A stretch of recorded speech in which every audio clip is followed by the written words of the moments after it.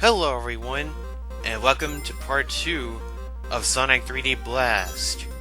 Last time we defeated Green Groove Zone, and now we are in Rusty Ruins Zone, the second zone of the game. We've got a new gimmick here, spinning wheels. I don't really know what they're called, but you step on them, and then Sonic turns into a tornado. And he also becomes extremely hard to control, but he can destroy walls like these. So any wall that looks like that, that'll get in your way, Sonic can run into them and destroy them. But at the same time, when you jump, you come out of spinning formation, and when you get hit, well, of course, that happens too. So we're going to go through here and watch out for the spike walls and the chains. I'm gonna go through here carefully. I'll come back for the Batnik later. Rusty Ruins. Oh crap! I messed up. Rusty Ruins introduces the green Fleekies. Later on. I'm going to explain Fleeky AI. Oh, and there's Tails. We need to break through that wall to get to him. And we obviously don't have enough rings because Rusty Ruins is, in my opinion, the hardest zone in the entire game. The only thing I really like about this is the music, but that's it. Besides that, I don't like anything else about the zone.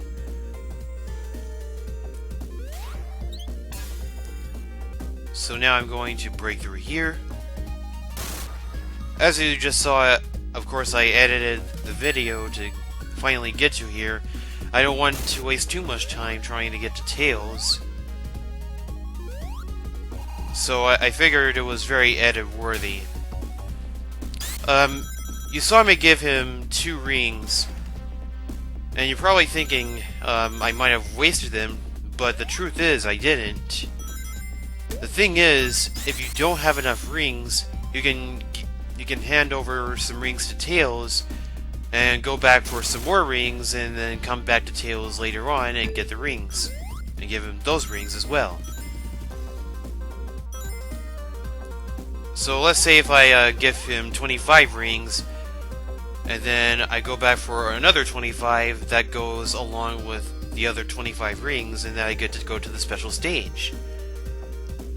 So that's how the system works.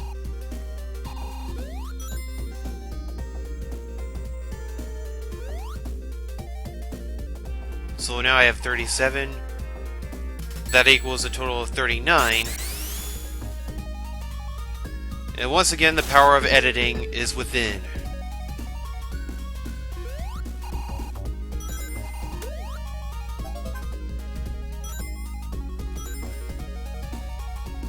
I believe there are only 2 types of Batniks in Rusty Ruins Zone. There's a Crocodile Batnik, and there's a Bee Batnik. Besides that, those are the only 2 so far. Well, mainly the only 2, period, as far as I remember. I'm almost 100% sure.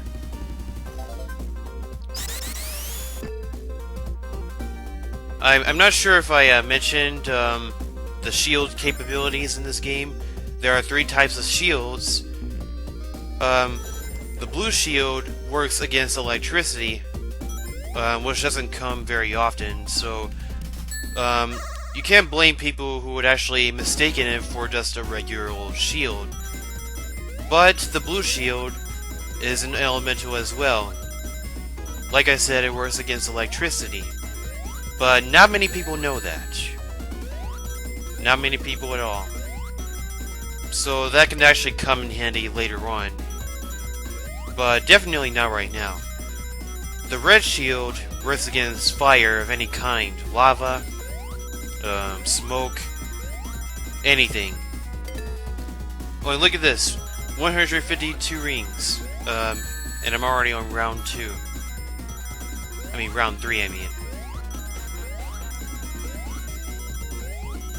So basically, if you get the amount of rings that you need for round 3 before you even get to round 3, you've already won, as long as you don't lose them to spike balls.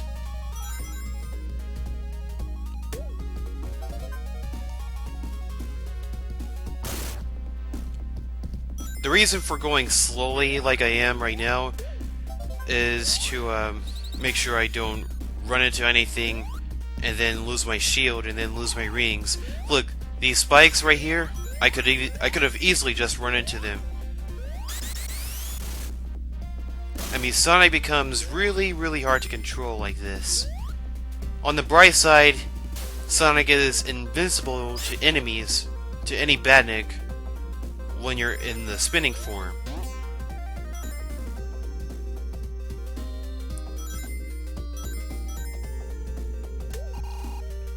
In the Sega Saturn version of this game, there are quite a few elements that make this zone more realistic. The tiles on the floor, there are some tiles on the floor that are dismembered. Well, not really dismembered. What am I looking for? But later on, you run into tiles that actually move around once you step on them. You would have to see Sega Saturn gameplay to know what I'm talking about. Man, I took at least 7 minutes on here. But that's okay though. A few other things about the Sega Saturn version about Dusty Ruins is that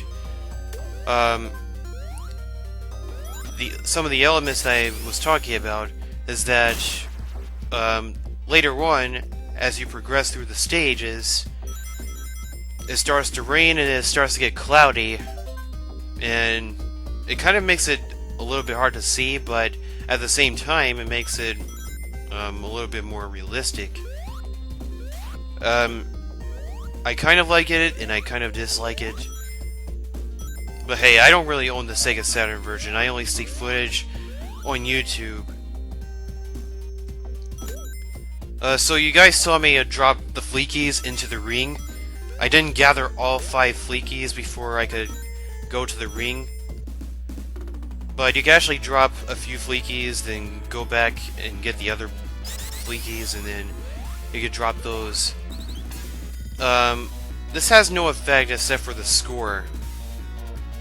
Because the more Fleekies that you drop into the ring in one combo, the more points that you score. And the score system has absolutely no meaning at all. It's like Sonic 1, where the score system is just pointless. And what I mean by pointless, you get no extra lives after every 50,000 points.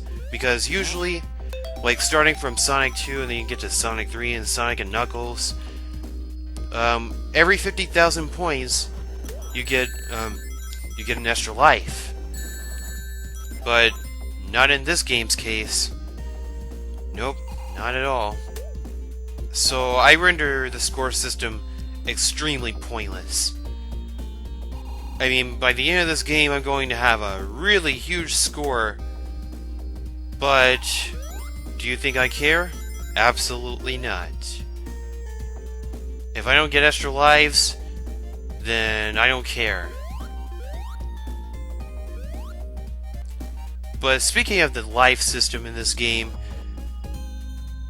usually in a Sonic game, you can carry up to more than 10 lives, and so on and so forth. Remember, some veteran Sonic fans might have played the Advanced series, the Advanced trilogy.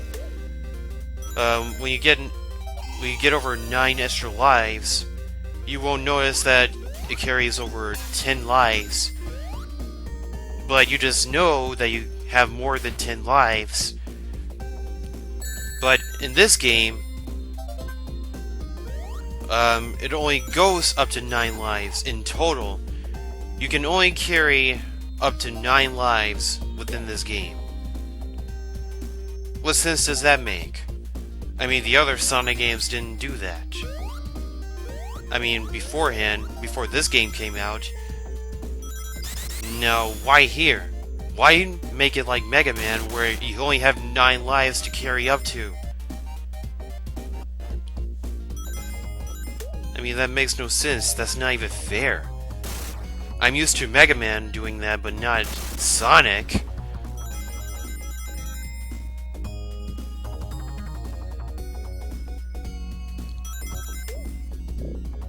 But yeah, things about this game.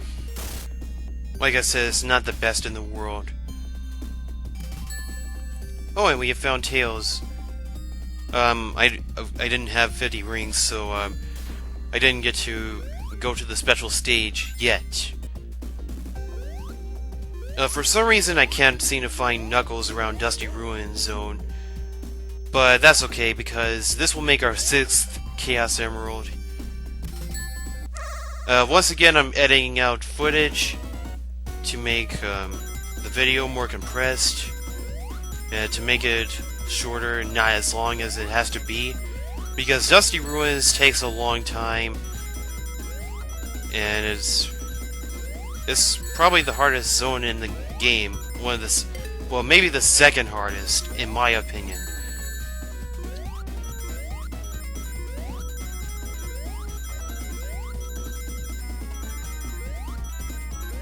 You know, I feel so stupid. I just realized I called it Dusty Ruins instead of Rusty Ruins. I am such an idiot. Oh, stupid me. Yeah. That's okay, though. We all make mistakes.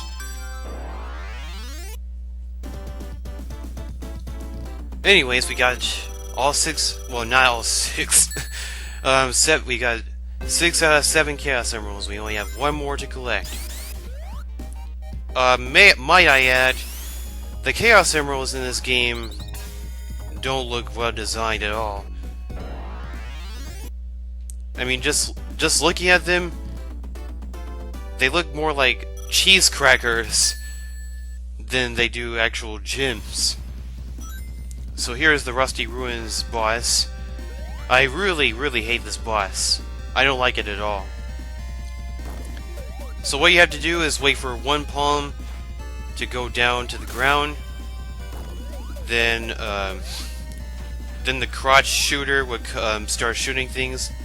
The crotch gun will start shooting stuff. And then you wait for the palm to come back up. And then you hit Robotnik. And just watch out for the crotch shots. And the arms, because the arms are deadly. As well as the paws, if you actually go under them, you can actually get crushed by them and get killed.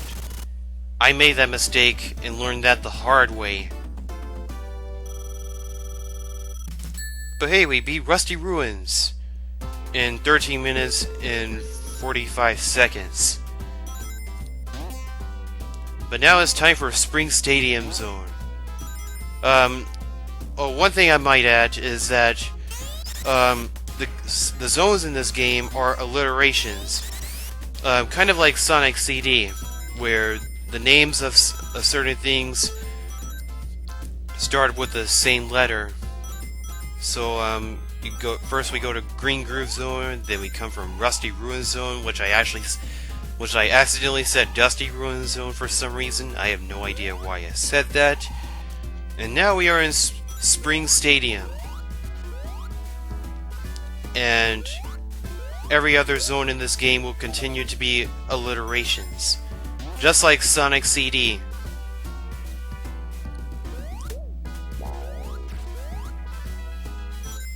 But anyways, here's Spring Stadium. It's filled full of springs and bumpers. Not much to say about it, but it's very colorful. I know that the Sega Saturn version is extremely colorful, and eye bleeding, from what I've heard from the Super Gaming Brothers anyways, when I saw their Let's Play of the game. Oh, and one thing I forgot to mention about the yellow shield. The yellow shield allows you to do a homing attack, which will become the pinnacle and the default of Sonic in future games, if that makes any sense. But the homing attack is the future of Sonic games. Oh, that's a spider. You see those spikes on the Badnik? Yeah. Those things have no effect on you whatsoever. I mean, Badniks in this game are spiky. I mean, some Badniks are spiky and they can't even hurt you. You don't have to attack them in any specific point, because if you did, that would be annoying. That would be annoying. So, it's only fair for us to just have to worry about hitting the Badnik in the first place. So yeah. Oh, and there's those last two flickies I was looking for. We made it to the checkpoint. Let's continue. Here's another one of those turrets. These ones spit out spike balls in a circular form. Oh, and there's tails. Let's go to our last and final special stage. The 7th and final special stage. And I've gotta say, I've almost screwed up. I barely got this Chaos Emerald. I mean, I barely had enough rings to even make it out of here. I mean, I practically screwed up.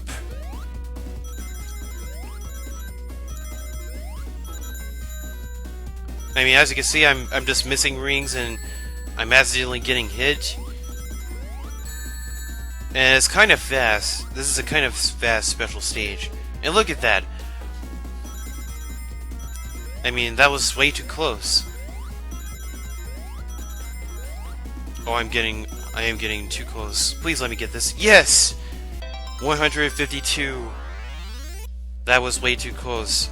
If I had 3 more rings than I already had, that would have been